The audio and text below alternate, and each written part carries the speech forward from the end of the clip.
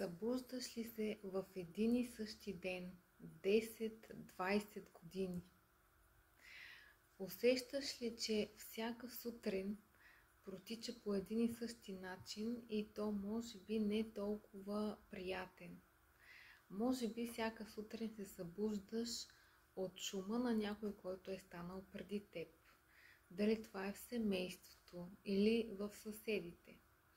Може би всяка сутрин се събуждаш и правиш едно и също нещо и то е реакция на нещо друго, което не харесваш.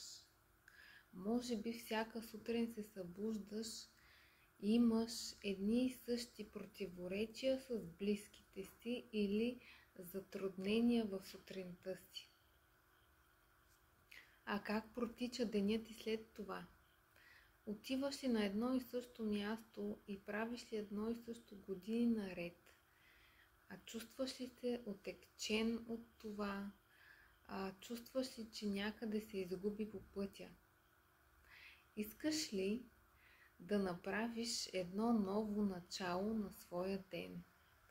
Едно балансирано, положително начало на деня си?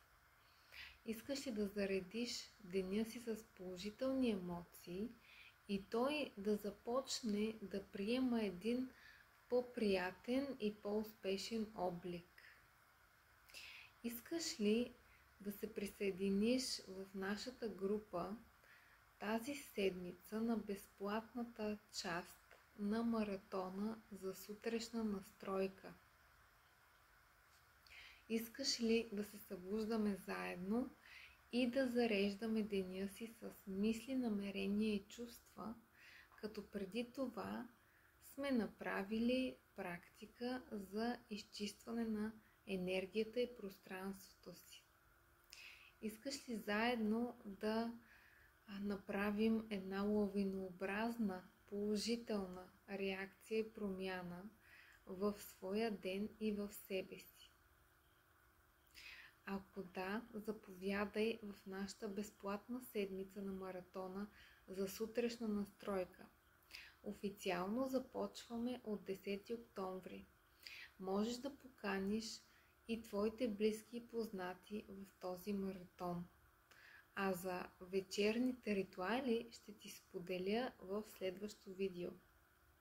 Аз съм Елена Калинова и те приветствам да се присъединиш към нас, като всяка сутрин можем също да питаме и да получаваме послание за съответния ден от акашовите записи, което е наистина безценно.